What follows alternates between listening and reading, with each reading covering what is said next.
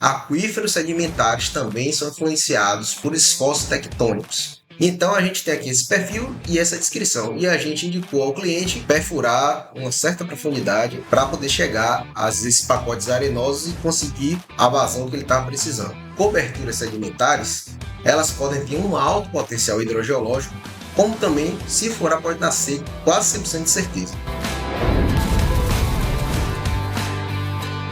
Bem-vindo ao Alavancando Rural. Meu nome é Jonas Neto, sou geólogo e hoje vou falar um pouco sobre aquíferos sedimentares. No aquífero sedimentar, diferente do aquífero fissural, a água ela fica acumulada nos poros, tanto dos sedimentos quanto nas rochas. Uma coisa muito importante para falar sobre aquífero sedimentar, que eu vejo poucas pessoas falando, é a diferenciação entre bacias sedimentares, coberturas sedimentares e outros tipos de sedimentos inconsolidados. Aqui no software de geoprocessamento, no ArcGIS, vocês podem ver em amarelo aqui são bacias sedimentares, que são, a grosso modo, depressões enormes no embasamento, que são preenchidas por sedimentos durante muito tempo, milhões de anos, e assim vão se formando empilhamentos de rochas sedimentares.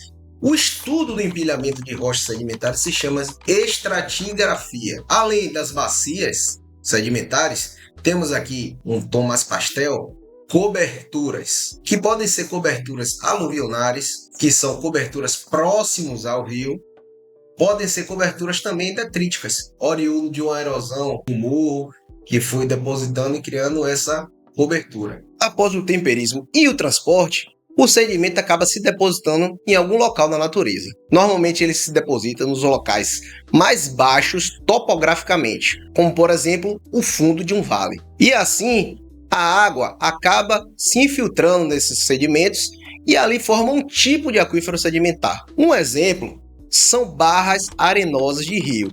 Quando existe curva no rio, esses sedimentos perdem energia e se acumulam nessas barras arenosas. Normalmente, essas barras elas possuem uma espessura variando entre 2 a 20 metros. Porém, elas têm um alto grau de selecionamento dos grãos, sendo assim um excelente aquífero. Um outro exemplo são planícies aluvionares. São planícies que são próximas a um rio, onde o rio, durante o tempo geológico, ele foi mudando o seu caminho e foi acumulando sedimentos, formando assim essas coberturas. Quanto à potencialidade hidrogeológica de coberturas aluvionares, é bastante variada. Ela pode acumular somente sedimentos arenosos, tendo um bom potencial hidrogeológico, como pode ter presença de silt e argila junto com areia, diminuindo assim a sua porosidade e sua permeabilidade. Um outro exemplo são paleovales. Imagine agora uma planície e um vale. E esse vale começa a ser preenchido por sedimentos que foram transportados de uma área mais alta. Após esse vale ser preenchido, essa sedimentação continua, preenchendo também a planície. Se você fizer um furo no local do vale, você vai ter um pacote sedimentar muito mais espesso do que se você furar na cobertura que foi formada na planície. Agora, como é que os sedimentos eles se organizam na hora que eles são depositados? Os sedimentos eles tendem a ser depositados em forma de camada, onde a camada mais antiga ela foi depositada primeiro e ela está embaixo, e as camadas mais novas elas vão ser depositadas acima dela. Uma camada sedimentar, quanto à sua permeabilidade, ou seja, a facilidade de transmitir o fluxo entre ela pode ser bastante permeável, como por exemplo arenitos grossos e bem selecionados, como ela pode ser muito impermeável, que é o caso de camadas normalmente argilosas. E essas camadas elas podem ser classificadas por dois tipos, aquitardes e aquicludes. Imagina uma camada arenosa em cima, uma camada arenosa embaixo e no meio dela uma camada de argila. No caso do aquitarde, vai existir uma baixa taxa de infiltração da camada de cima para a camada de baixo.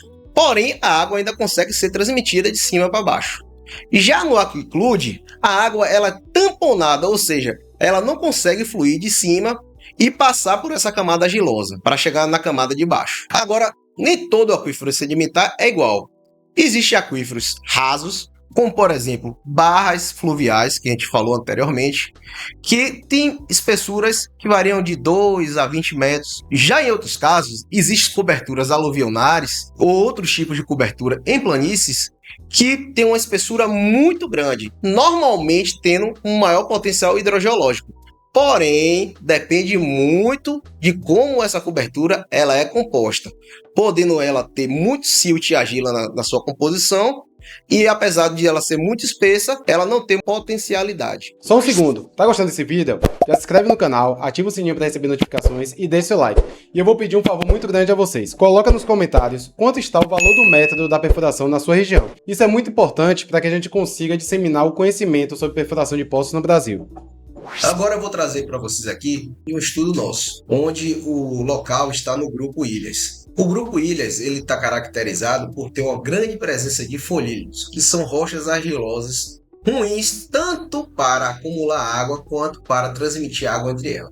Então a gente tem que procurar dentro do Grupo Ilhas lentes de arenito. Agora existem situações que o estudo tem que ser um pouco mais aprofundado. No caso a gente fez aqui uma sondagem elétrica vertical. Essa sondagem elétrica vertical ela é uma análise unidimensional para saber como são os pacotes sedimentares e se existe algum pacote sedimentar que pode acumular água.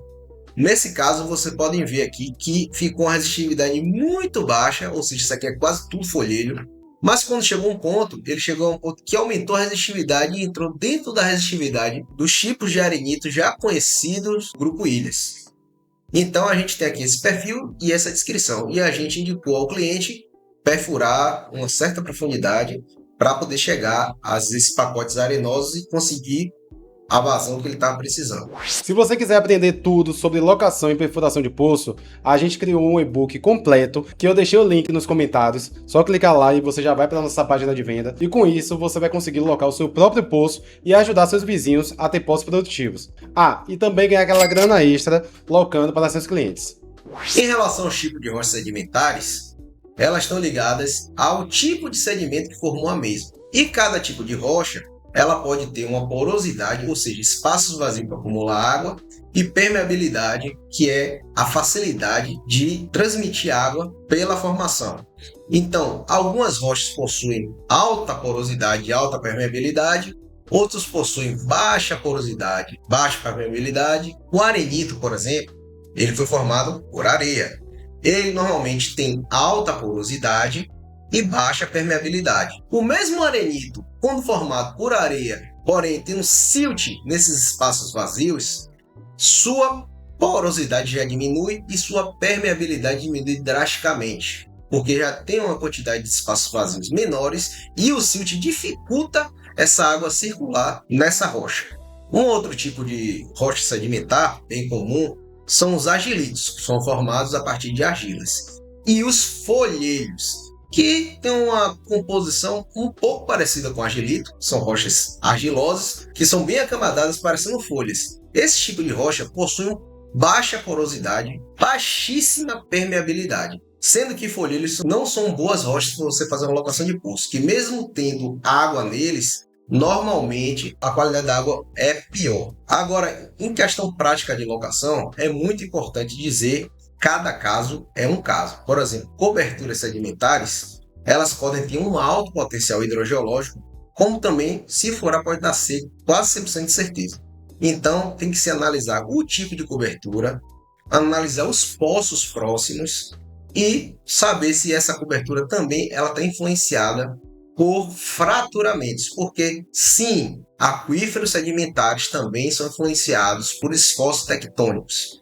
Muitas pessoas falam que não, mas se você for perceber, existe a água tanto nos poros como em alguns tipos de aquífero sedimentar, existe fraturamentos, uma porosidade secundária, onde tem um maior acúmulo de água, porque fica tanto no poro quanto nessas zonas fraturadas. Se você tem interesse em saber se tem necessidade ou não de fazer geofísica na sua propriedade, você pode entrar em contato com nossa equipe no link fixado abaixo. E se você gostou do vídeo, deixa um like, compartilha com seu amigo e comenta aqui embaixo.